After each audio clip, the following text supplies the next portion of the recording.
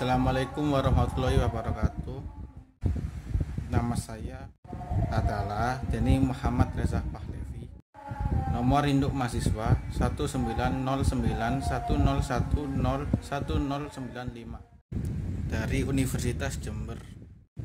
Jurusan Hubungan Internasional untuk tugas IT dan Teori Politik kelas A2.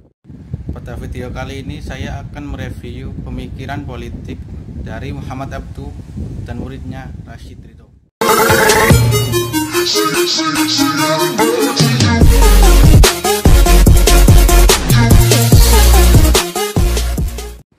Muhammad Abduh lahir di pedusunan Delta Sungai Nil, Mesir pada tahun 1849. Keluarganya terkenal berpegang teguh pada nilai-nilai agama dan ilmu. Dia meninggal pada 11 Juli 1955 pada sekitar umur 55 sampai 56 tahun di Iskandaria yang sekarang adalah wilayah Mesir. Muhammad Abduh mempelajari tentang filsafat dan logika di Universitas Al-Azhar Kairo dan merupakan murid dari Jamaluddin Al-Afghani.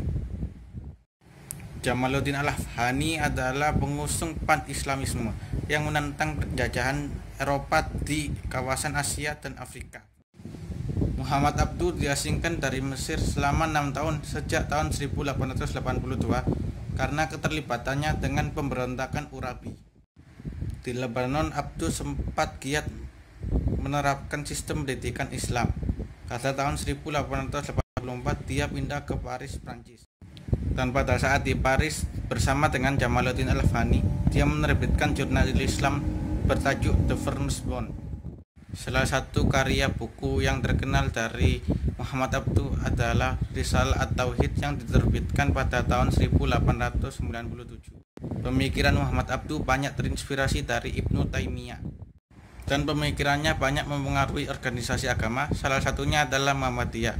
Dia berpandangan bahwa umat muslim harus maju dengan mempelajari berbagai macam ilmu, tidak hanya ilmu agama, juga berupa ilmu sains harus dipelajari agar umat Islam dapat maju dan menghindari fatalisme.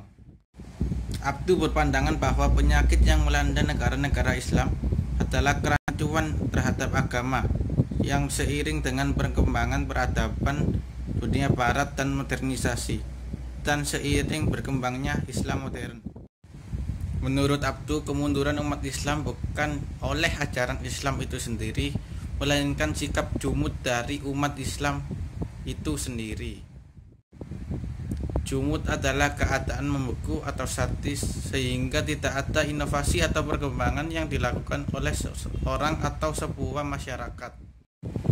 Abduh dalam Al-Islam Baina Al-Ilm wa Al-Madaniyah menerangkan bahwa sikap jumud dibawa oleh orang bukan Arab yang membuat orang Arab tunduk kepada pemerintah, membuat mereka tetap bodoh, jahil, dan tidak memandang ilmu pengetahuan.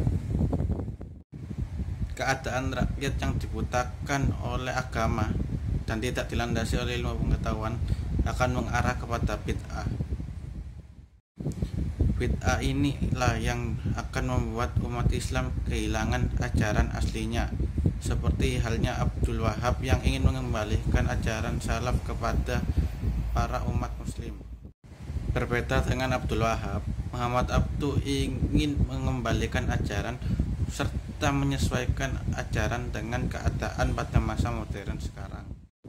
Pemikiran selanjutnya adalah dari Rashid Ridho selaku murid dari Muhammad Abduh dan Jamaluddin Al-Afghani.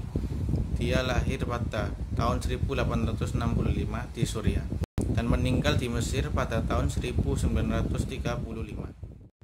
Rashid Ridho merupakan penerus gagasan Islam modernis dari Jamaluddin Al-Afghani dan Muhammad Abduh. Dia membandingkan kelemahan-kelemahan Islam dengan kolonialisme Barat. Rashid Ridho menyimpulkan bahwa kelemahan umat muslim pada saat itu adalah kecenderungan untuk mengikuti tradisi secara buta atau taklid, kecenderungan terhadap dunia sufi, dan stagnannya pemikiran para ulama terhadap perkembangan sains dan modernisasi sehingga tertinggal oleh para kaum kolonialis barat pada masa itu. Rashid Ridho berpendapat bahwa kelemahan-kelemahan ini dapat diatasi dengan mengembalikan prinsip-prinsip Islam kembali pada asalnya dengan dilihat dengan realitas modern. Menurut Rashid Ridho, umat Islam saat ini tidak mengamalkan ajaran Islam secara murni seperti pada masa Rasulullah Shallallahu Alaihi Wasallam. Menurut dia, terlalu banyak bid'ah dan khurafat pada masa ini yang telah dibuat oleh para kaum kufar. Rashid Ridho menegaskan bahwa umat Islam harus berpegang teguh kepada Al-Quran tanpa memandang pendapat ulama pada zaman dahulu yang tidak sesuai dengan realitas modern saat ini. Menurut Rashid Ridho, umat Islam sudah terpecah belah dengan idealis fatalisme. Fatalisme sendiri terjadi karena ada mazhab-mazhab dalam Islam. Fanatisme terhadap satu mazhab akan menimbulkan perpecahan dan akan menyebabkan ajaran Islam tidak murni seperti dahulu kala.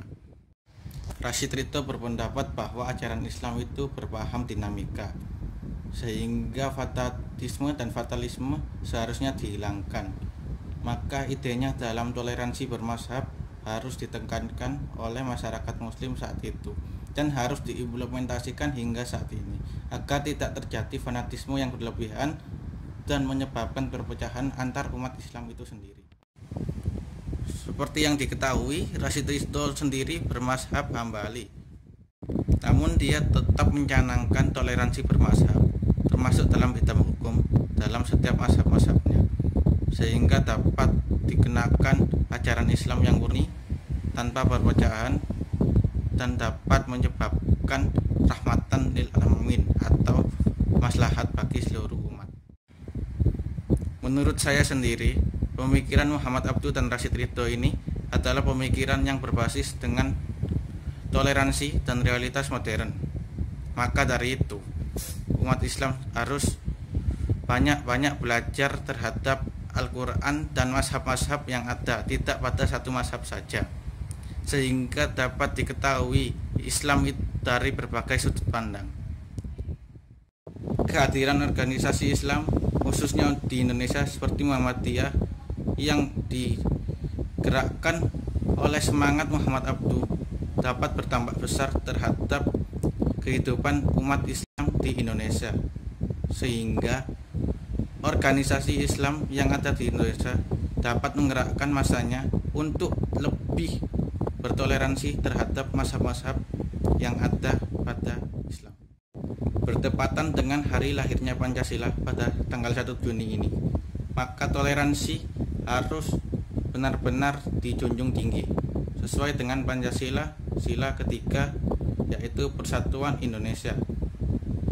Maka dari itu bersatu untuk kehidupan kesejahteraan umat muslim sangat perlu dan sangat dibutuhkan dan merupakan kedaruratan karena paham radikal yang terlalu menjadi-jadi membuat perpecahan di mana-mana termasuk di Indonesia. Demikian review pemikiran Muhammad Abduh dan Rashid Ridho. Like kalau tidak suka, dislike kalau suka. Ketemu lagi di tugas di semester selanjutnya.